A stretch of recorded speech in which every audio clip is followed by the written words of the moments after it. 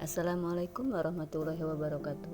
Sebelum pelajaran kita mulai, mari kita berdoa menurut agama dan kepercayaan masing-masing. Semoga kalian selalu diberikan kesehatan dan dimudahkan dan dilancarkan dalam pembelajaran jarak jauh ini. Pada pertemuan kali ini, kita akan mempelajari cerita sejarah atau teks cerita sejarah.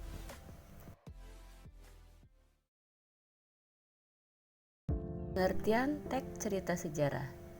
Cerita sejarah adalah cerita yang di dalamnya menjelaskan dan menceritakan tentang fakta kejadian masa lalu, menjadi asal muasal atau latar belakang terjadinya sesuatu yang memiliki nilai kesejarahan. Biasanya bersifat naratif atau deskriptif.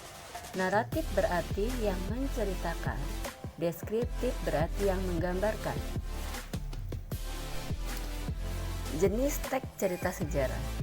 Jenis teks cerita sejarah dibagi 3. Yang pertama, rekon pribadi atau novel yang memuat kejadian dan penulisannya terlibat secara langsung. Contohnya, biografi dan autobiografi.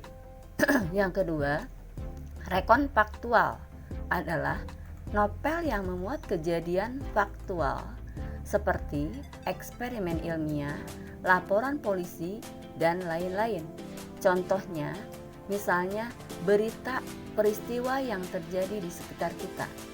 Yang ketiga, rekon imajinatif adalah novel yang membuat kisah faktual yang dihayalkan dan diceritakan secara lebih perinci. Informasi dalam teks cerita sejarah. Informasi penting dalam novel sejarah lebih mengarah kepada fakta sejarah yang dijadikan latar penceritaan serta imajinasi penulis atau fakta tersebut.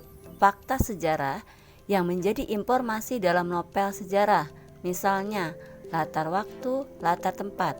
Selain itu, peristiwa sejarah dan tokoh-tokoh terlibat juga termasuk dalam informasi yang didasarkan pada fakta sejarah. Sementara imajinasi pengarang ini secara leluasa banyak mengungkap perasaan dan pikiran tokoh. Struktur teks cerita sejarah. Novel sejarah seperti juga novel lainnya termasuk dalam jalan teks cerita ulang. Novel sejarah juga mempunyai struktur teks yang sama dengan struktur novel lainnya. Yang pertama, pengenalan situasi. Nah, dalam bagian ini, pengarang memperkenalkan setting cerita, baik waktu, tempat, maupun peristiwa. Yang kedua, pengungkapan peristiwa. Dalam bagian ini disajikan peristiwa awal yang menimbulkan berbagai masalah, pertentangan, atau kesukaran-kesukaran bagi para tokohnya. Yang ketiga, menuju konflik. Terjadi peningkatan perhatian, kegembiraan, kehebohan, atau keterlibatan berbagai situasi yang menyebabkan bertambahnya kesukaran tokoh. Yang keempat, puncak konflik. Bagian ini disebut juga sebagai klimaks. Inilah bagian cerita yang paling besar dan paling mendebarkan. Yang kelima, penyelesaian. Sebagai akhir cerita, pada bagian ini berisi penjelasan ataupun penilaian terhadap sikap atau nasib-nasib yang dialami tokohnya setelah mengalami peristiwa puncak itu. Keenam, koda. Bagian ini berupa komentar terhadap keseluruhan isi cerita yang fungsinya sebagai penutup. Nah, misalnya ibu akan memberikan contoh pengenalan situasi cerita. Ketika kamu melihat film atau drama, yang pertama ditayangkan pasti bukan langsung ada masalah. Yang pertama ditayangkan pasti pengenalan situasi cerita dari keadaan si tokohnya. Nah, di situ biasanya disebutkan ini ayahnya, ibunya, anaknya, itu pengenalan si tokoh. Situasinya misalnya malam hari, siang hari, pagi hari. Nah, ibu akan memberikan contoh misalnya di sini ada contoh drama keluarga. Dia, tokohnya itu ada anaknya, ibunya, dan ayahnya. Anaknya sekolah di SMK 1. Setiap hari dia selalu berangkat tepat waktu dan berpamitan kepada orang tuanya. Orang tuanya beranggapan bahwa anaknya itu benar-benar masuk sekolah. Yang kedua, pengungkapan peristiwa. Nah, apa pengungkapan peristiwa? Berarti mengungkapkan peristiwa atau masalah yang pertama. Misalnya gini. Nah, tadi kan yang pertama situasi, si anak itu berpamitan kepada orang tuanya akan berangkat sekolah. Tapi apa yang terjadi? Ternyata si anak berangkat ke sekolah bukan sampai ke sekolah, tapi dia nongkrong di warnet. Nah, pas di warnet ketemulah dia sama temannya. Misalnya anak itu bernama Andi. Di, kamu tidak ke sekolah? Tidak, malas. Gua mau nongkrong aja di warnet.